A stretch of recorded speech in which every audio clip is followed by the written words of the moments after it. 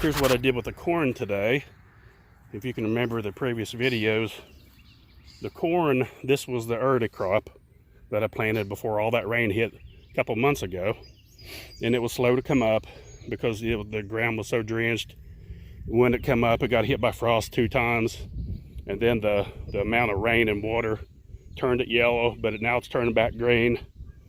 So what I did today, there was a lot of spots in between that needed filled in. Like you could have a plant here and a plant here, then it'd miss a spot, miss a spot. So what I did, I went to the spots that had like 2 and 3 corn plants, dug those up, and then filled in those holes to even out the corn at least. Because usually when I grow corn, I like to be 2 or 3 stalks. It doesn't have to be, but I've always grown it that way. This won't be that way because it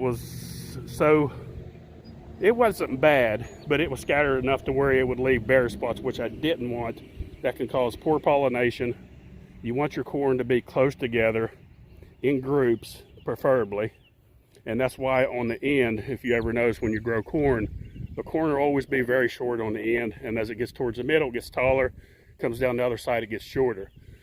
That does better when it's bunched up, grouped together. So that's what I did. You can see these holes where I dug, where I picked up some of the plants and transplanted them into other spots. So now all the holes are filled in. It was a nice wet day. Not too wet to dig, but it's too wet to till for sure. And we had some rain last night, so that will keep that corn good and wet. It will probably stun it for a couple days or even up to a week maybe, but at least it'll be filled in after this dries out. And then the next step with this, it needs hoed really bad. It's got a lot of grass in between that needs hoed and then tilled in between. And then of course the potatoes need furrowed where dirt's pulled up over them. They're way past due, but there's nothing you can do about it when you got this amount of rain that we've had this year. There's nothing you can do about it.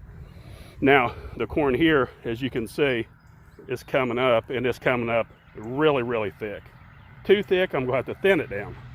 So that's just how it goes. Your early crop is always at risk. At risk for frost, too much rain, and that's why the later crops do good. But on the other hand, when you do risk it and take a chance, you can get an early crop. Same way with the potatoes. I know people now that are just now planting their potatoes, and mine are up a foot tall. It's a chance and a risk, but we have a lot of advantage in the soil because it's sandy and it does drain well. So that helps us a lot right there. So just a little bit update about the garden. I wanted to show you that and show you how we transplanted. I just picked the shovel, dug the shovel up underneath of it and moved it around. Very easy. And it's filled in now, so it should grow pretty good. And then as soon as it dries up, of course, I'm going to start tilling on this side and on this side. And it's warm enough now we can actually plant potatoes, or not potatoes, tomatoes, warm weather crops.